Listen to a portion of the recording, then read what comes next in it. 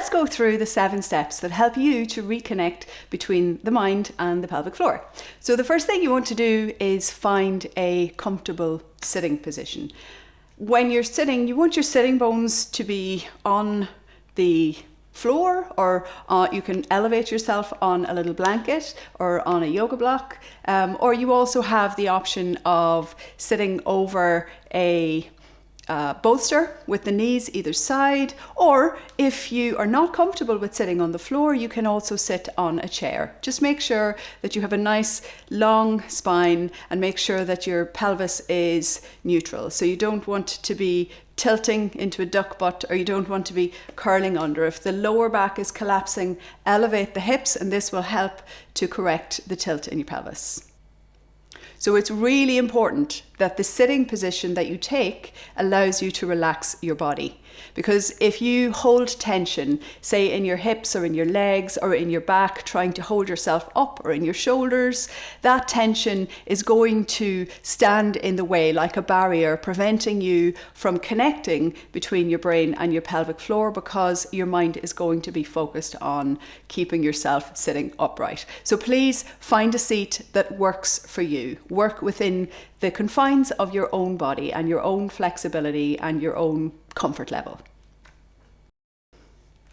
So what we're going to do is we're going to work on the connection to the pelvic floor. And you can see here I have a pelvis. And if we look into the pelvis, you can see that there's lots of muscles in there. And if we look at it from below, you can see that you have 2 sitting bones. You have this long sling-like muscle that is the most external part of your pelvic floor. And you have lots of muscles that are playing a role in the pelvic floor, but they're not just focused on pelvic floor strength, and they can have a big impact.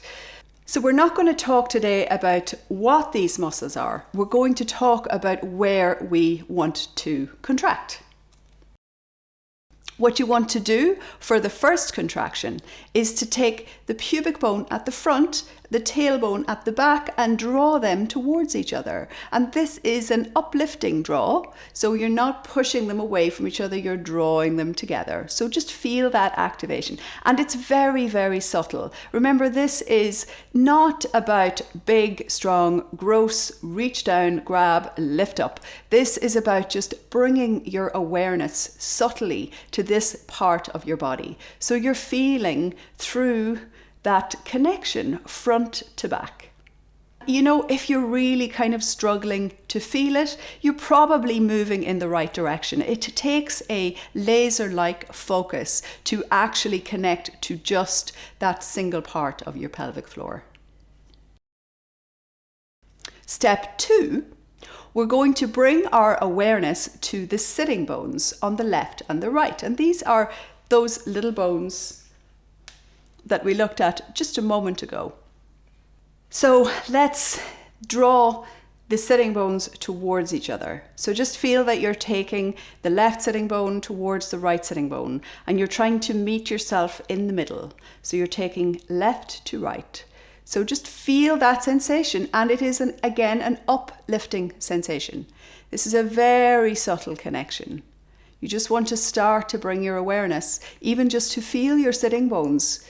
Can be a little complicated when you start. Depending on what surgery you've had, you may have little to no connection, or maybe things are very turned on in that area. So just feel the connection as you draw your sitting bones towards each other.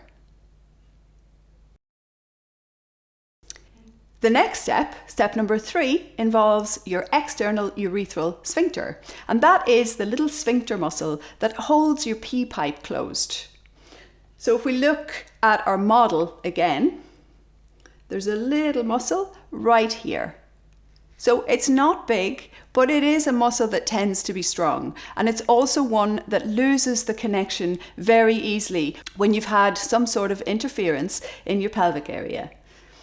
For me, when I had the removal surgery, this muscle was no longer connected in any way. This is how it felt. When I tried to reach down subtly with my mind, I could not feel the external urethral sphincter. I could not activate or contract that muscle. And that is a difficulty because the external urethral sphincter plays a role in the reflexes involved in urination. So if your external urethral sphincter is not firing, then the likelihood is that you will have the symptoms of overactive bladder, which I actually had following my removal surgery.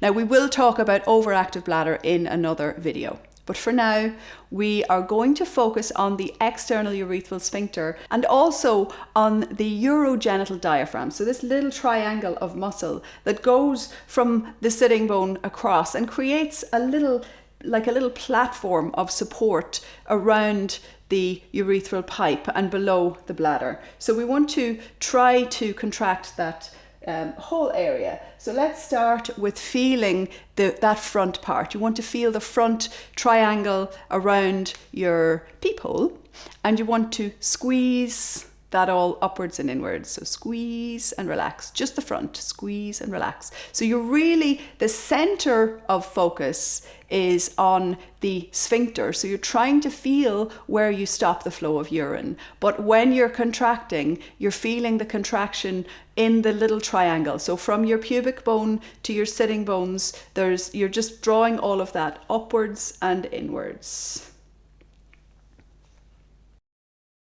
Step number 4, you're going to bring your awareness to your anal sphincter. So just imagine that you're holding in a fart. You're in that situation where it's not appropriate to let rip and you need to stop yourself from farting. And you're going to just bring all of your focus to that area and try to stop yourself from farting. So just see how the connection between your brain and your anal sphincter feels. Is it strong or do you need to work on it? Pay attention, really listen to your body. This is a subtle connection. It doesn't have to be a really strong contraction. You just have to reach down with your mind and feel that you're squeezing and lifting that muscle. For step number 5, we are going to lift the perineum. And the perineum is that space between the vagina and the anal sphincter. So you can see here that there is a crossover of muscle, and this is actually a really important part of your pelvic floor. If you've had an episiotomy during a vaginal delivery, then your perineum will have been cut either straight or at an angle. And in those cases, your perineum can be quite restrictive in its movement if it's got a lot of scarring. So just notice how it is. We'll cover more tips on how to release the perineum and just allow it to relax so that it learns relaxation and contraction. But for now, we're going to bring our awareness to the perineum and lift it upwards and inwards. If you are a guy, then you need to take the space between your ball sack, so between your balls and your anus, and you're going to lift that upwards and inwards. And just see how that feels. I mean, it can be that you don't feel that you can even sense that area, or maybe you have a good, strong connection and you can grab it and lift it up. So just feel with your mind and see where you are. Following my removal surgery, my perineum wasn't lifting. I could sense it, which is good, but I didn't have the ability to actually lift it up. And after paying attention to these individual parts of my pelvic floor, I can now get a very, very noticeable lift that I can see when I look in the mirror. And yes, I do actually look in the mirror sometimes when I'm doing these contractions, because it helps you with building your awareness. Step number 6, and this step is a little different depending on whether you are male or female.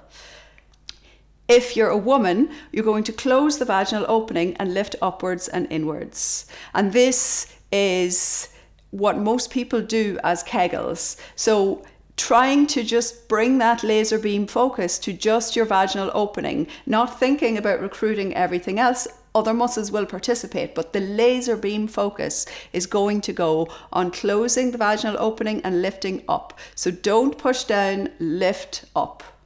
If you are a man, you're going to try to lift your balls up into your body. Now, if you've had prostate surgery, this might be the most difficult part for you. So pay attention to what you feel. You're trying to sense that area where your balls are, and you're trying to lift them all the way. Imagine you can take the balls all the way up through to the back of the spine. So you're going to feel that you're lifting all the way up. And this step is sometimes easy, sometimes difficult. It really depends from person to person. This whole process is about undertaking an individual investigation into your own pelvic floor. In order to optimize your pelvic health, you need to take responsibility for your pelvic floor. You need to reach down with your mind and recreate those connections that have been lost. Step number 7 is really important in my opinion, and that is to find a peaceful place to do this practice. So when you want to reconnect between your mind and your pelvic floor, it really pays to find a place where you can relax not just your body, but also your mind. Now, sometimes that peaceful place is a place within. Maybe you visualize somewhere beautiful when you meditate, or maybe you have some place that you go inside when you allow yourself to relax into your own body. But it can also be somewhere in nature. It can be somewhere outside. I'm very fortunate. There is a beautiful forest just 5 minutes walk from my house with a little lake, and I go and sit in front of the lake, relax my body, listen to the sound of nature, feel the breeze, and just sense my pelvic floor.